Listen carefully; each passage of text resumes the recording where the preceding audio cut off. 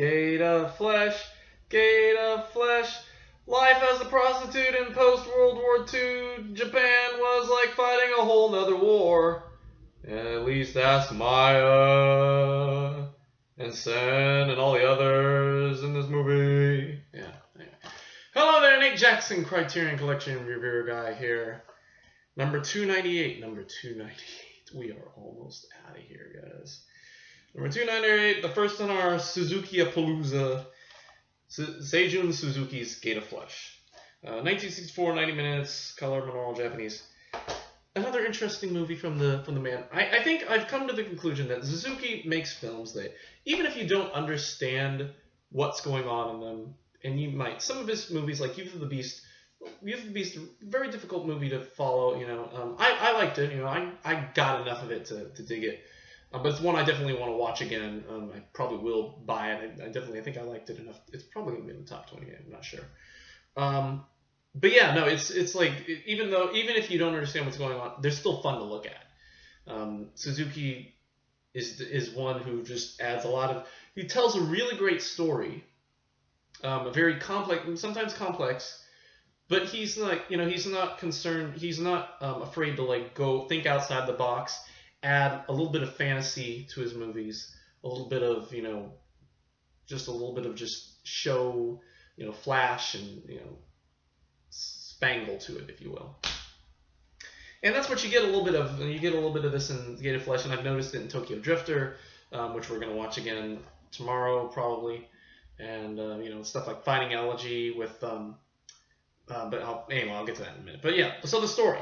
So, this movie is about a group of prostitutes, and they get this young girl named Maya, and they bring her in, they teach her the ropes and all that. And the rules is that, you have sex with all the guys. The big rule is you get horsewhipped if you take sex without no money. You have to. They have to pay. If you let them have sex with you without paying, then you get horsewhipped. You get the whoosh. And they do. Well, they torture. In fact, you see a girl that took sex without payment, and they tied her to a boat and cut off her hair and like tied her to a boat naked or like in a flimsy thing. And apparently, this was like the first Japanese movie or mainstream Japanese movie to feature nudity. And I guess there were guidelines that said that they could do it according to the interviews in the Suzuki interview. Apparently they could get away with nudity, but there was like they had to shoot in a certain way.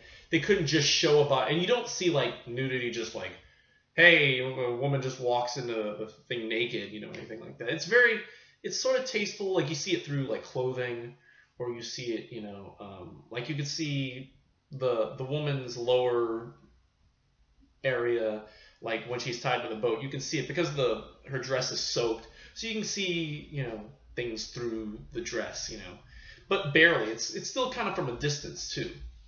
And then later on when they, but anyway, so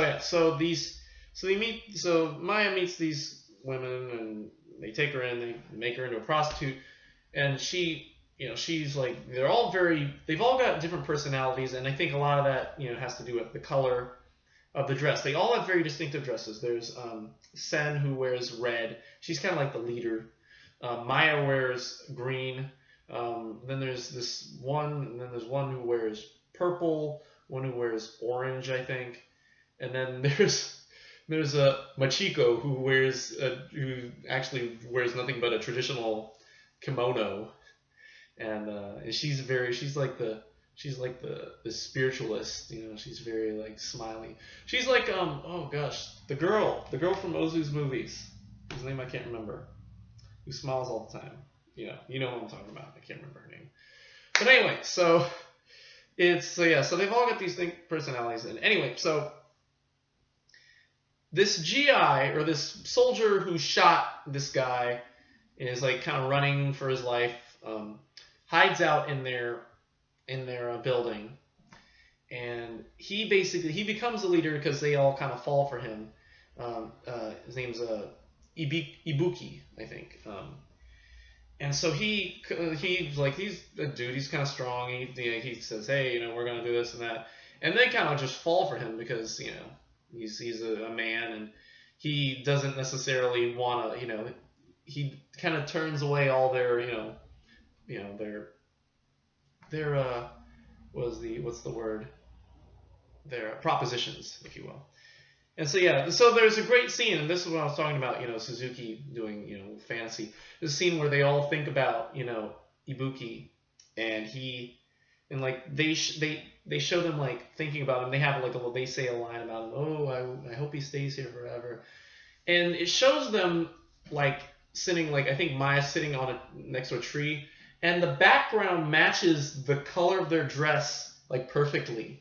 And it's like you just see this random scene where they're just like obviously sitting on a set, and the color is like a bright color that matches their dress, so it's almost camouflagey kind of So it's a really really neat effect. I love seeing that, and so that's just something that Suzuki does. That's his little touch of Suzukiism, if you want to call it Suzukiism. Outside of that, there's a lot of overexposure, as we saw with something like Nakahira's Crazed Fruit. I love love those little touches, and at least I'm gonna say Crazed Fruit.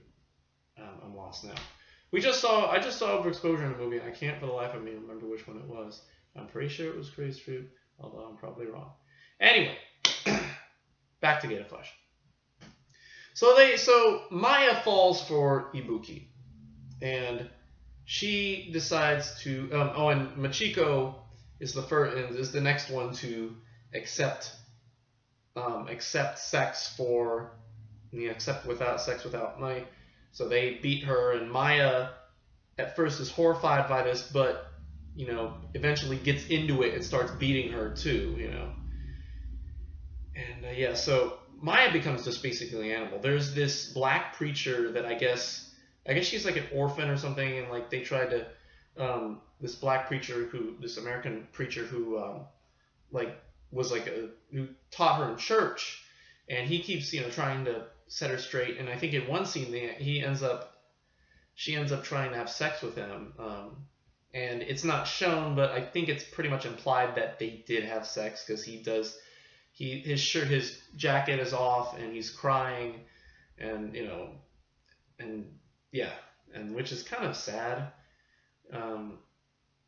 But that the holiest man in the movie even succumbs to the pleasures of the flesh, temptation and all that crap. So anyway, So Maya, the reason why, and one of the reasons why Maya, and this was a little confusing, I may need to watch this again. Maya, apparently Ibuki reminds Maya of her brother, whom she lost in Borneo, and but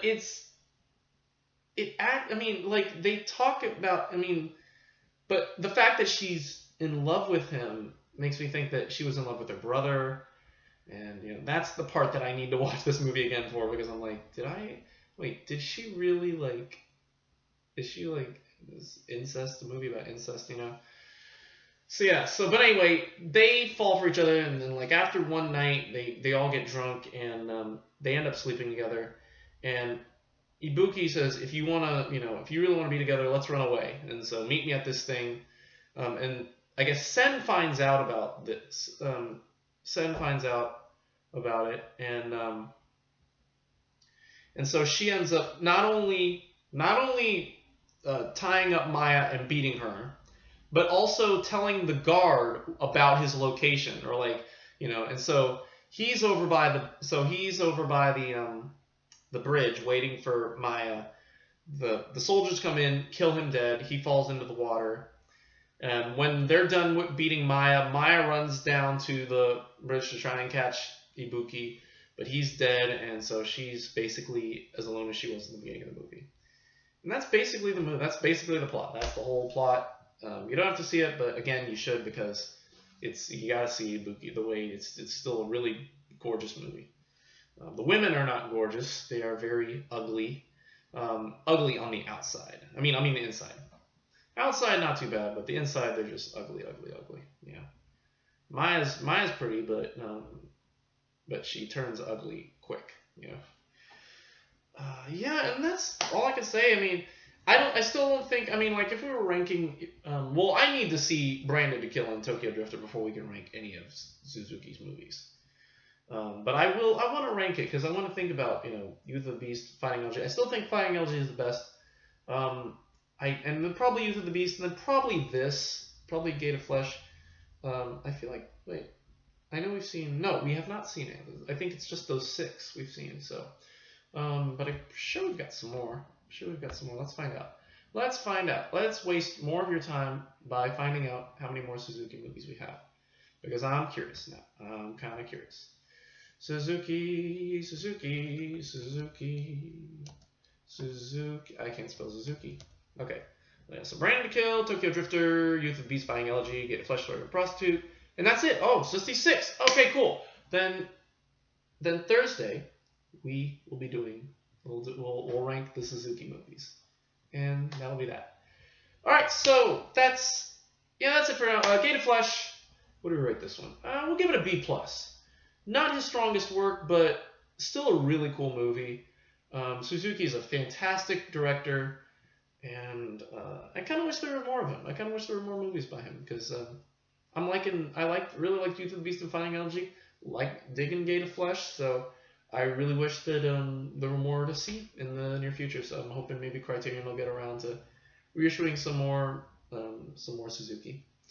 Yeah, so Gate of Flesh, B+, great movie. Supplements from the Ruins, which is a new interview with Suzuki, who's like 92. He's still with us, gosh. And Takeo Kimura, who's the production designer, and they discuss the making, and that's what I was talking about. Suzuki talks about the nudity in the movie and casting. Apparently, a lot of the actresses who were had a contract with the company didn't want to do it because of the nudity, so he had to get people outside of the movie company, the movie studios, and all stuff like that. And then there's a trailer, and there's stills of art design, production photos, and there's an Easter egg. And we found an Easter egg during the credits of the interview. You'll see a right arrow appear toward the end of it. If you highlight the red arrow, it shows 7 minutes of the book, which I guess is because the book is apparently this is based on a novel, and I don't know if it's called Gate of Flesh or Nikutai no Mon, but it's I think it is the book, or maybe it's the screenplay. But you see the book, and then you hear but it's just a long shot of inside the book, Japanese, I guess they shot it to intersplice into the interview. But it's just the entire footage of them just shooting this, looking at this book, You hear all the crew talking in the back and all that.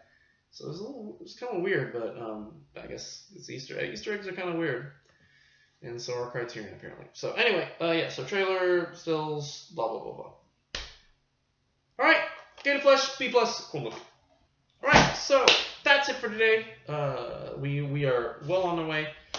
Story of a Prostitute did not come into work today, so we cannot do that one tomorrow. Instead, tomorrow we are going to start re-reviewing, starting with Tokyo Drifter. However that song goes, I'll be singing that tomorrow. Anyway, Tokyo Drifter tomorrow, and then hopefully, and then Thursday we should be doing Branded to Kill as well as Story of a Prostitute. Providing it comes tomorrow. I hope there's no delay or anything like that. If not, then we'll have to push it. We'll have to push Story of a Prostitute till Sunday, I guess, and then we'll push Kwai-Dan then we'll do Kwai-Dan on Monday, and then we'll do Life Aquatic with Steve Suzu sometime later this week, which will probably be better for my brother and sister-in-law, because they might need some more time. They haven't really discussed a good day, and I'm still gonna plan for Monday, but you never know, something else could come up.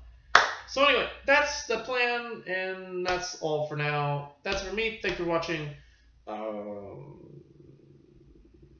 Don't sleep with prostitutes. Just don't. And yeah, and don't have sex with preachers. Guys trying to teach you. Don't be all snooty and trying to have sex with the preachers. And don't shave off women's heads and tie them to boats. There you are. And don't shoot. Well, I guess he had it coming to him. I guess. Well, so did the guy Ibuki killed apparently. So anyway, that's everything. Thank you for watching. We'll see you tomorrow for the Tokyo Drifter. And until then, goodbye.